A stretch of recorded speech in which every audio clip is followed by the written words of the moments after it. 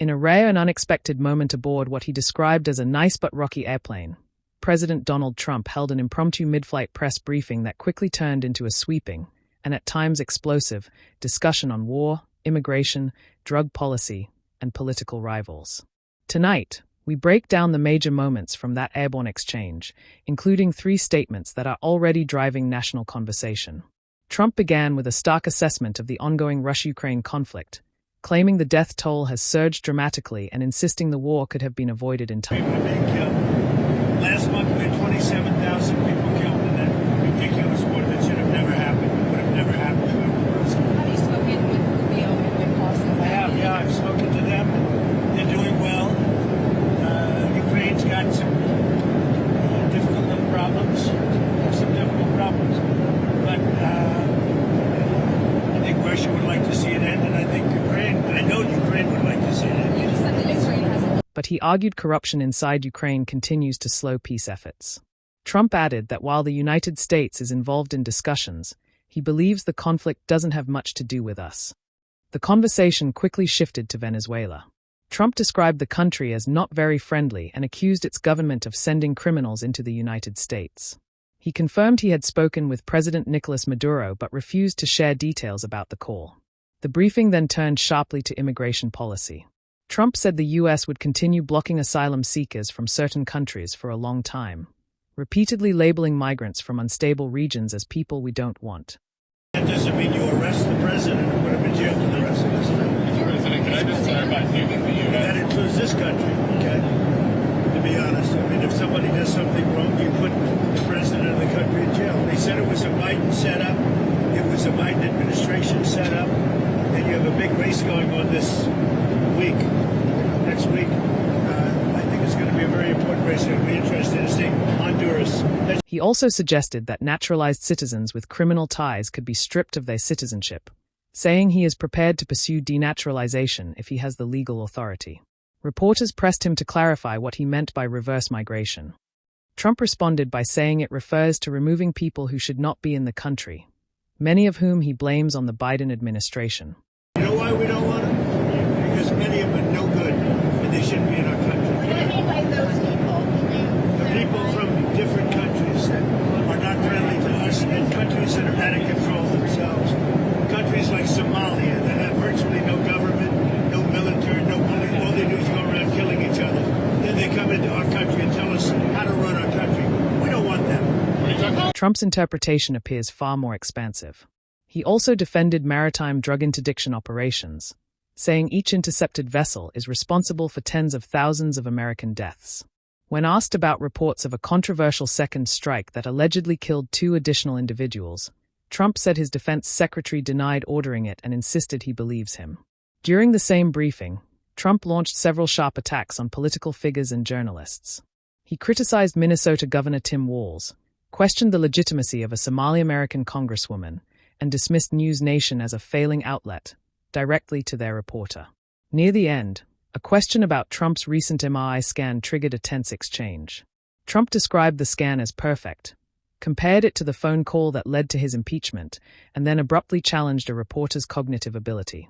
From war casualties to immigration crackdowns, from Maduro to drug cartels, and from state governors to media networks, Trump's mid-flight Q&A offered a clear preview of how he intends to communicate in the months ahead: direct, confrontational, unfiltered, and unapologetically combative. Anybody that would do what he did, anybody that would allow those people into a state and pay billions of dollars out to Somalia.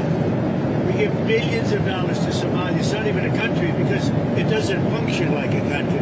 It's got a name, but it doesn't function like a country. Yeah, there's something wrong with Walls. Mr. President, you said that you might denaturalize some American citizens. Can you talk about You mean people that are in here that shouldn't be here? that became Americans? Are you trying We'll to see. revoke I their mean, yeah, if we have criminals that came into our country and they were naturalized maybe through a fight with somebody that didn't know what they were doing. If I have the power to do it, I'm not sure that I do, but if I do, I would denaturalize absolutely. What do you mean by Yeah, do you have a question? Yeah. What do you mean by reverse migration? It means get people out that are in our country, get them out of here. I want to get them out. We got a lot of people in our country that shouldn't be here, and they came in through Biden. and he was the worst president in the history of our country. But the single biggest thing he did was allow millions of people into our country that shouldn't be here. Drug dealers, prisons were opened up and allowed to come into our country. You take a look at the people that were allowed to come into our country. We're paying a big price for it, and we will for years to come, including the recent killer of two wonderful National Guards people. And I'll tell you what, that animal should not have been allowed to come into our country. Thank you very much, everybody. Thank you. Have you spoken to the Andrew Wolf's family? Can you give us an update on I have spoken to both families. Well, I mean, I can give you an update. They're devastated. Does that make sense to you? They're devastated. Can you give us an update on Andrew Wolf's? Well, as you know, the one is no longer with us, and Andrew is fighting for his life. And his parents are unbelievably great people, highly religious people, and they're praying, and they want everybody to pray for Andrew. And he has a chance to make it, but he is, his mother and father, they were so unbelievable. They were so positive. From West Virginia, great state. I spoke with Sarah's parents, too, and the only thing I can say, they were devastated. They can't even believe it. It's absolutely devastating. Of course, those are children. Do you plan to bring the next troops to the White House? Yeah, I do. I've already suggested it. I said, when you're ready, 'cause that's a tough thing, come to the White House. We're going to honor Sarah. And likewise with Andrew, recover or not, we're going to honor. I do have one more question about Wickoff, because you mentioned, and this was asked previously, can you tell us what day Wickoff is going to meet with Putin? And then on that, is that meeting... Sometime next week. Okay, you don't have it. Is it early next week, late next week? Sometime next week. And President, on health care, because it's so important to so many Americans. You know, one of the reasons that healthcare can work is because of what I just did with favored nations. You're going to have drug prices coming down 500, 600, 700% because of me. In other words, we're going to have the lowest drug prices, tied for the lowest drug prices anywhere in the world.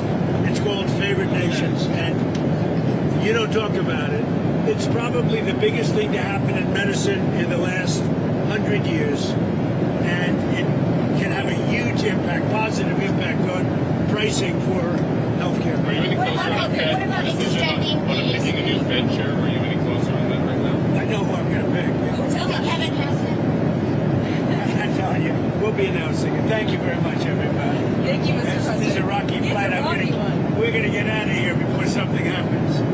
They asked about my MRI. MRIs are very...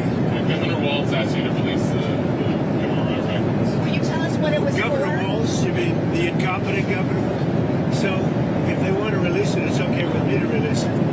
It's perfect. What was the reason they It's like my phone call where I got impeached. It's absolutely perfect. So if you want to hear about it, or if you want to release it, you want to have it released. Yes, News Nation, failing News Nation. No, sir, not failing. News Nation is doing lousy, by the way. But if you want to have it... If this briefing is any indication, the political climate ahead is poised to be turbulent, both on the ground and in the air. For ongoing coverage, real-time updates, and in-depth analysis of stories like this, stay with BV News. Subscribe, follow, and turn on notifications so you never miss a developing headline from Broadview Network, your window into the world's biggest political moments.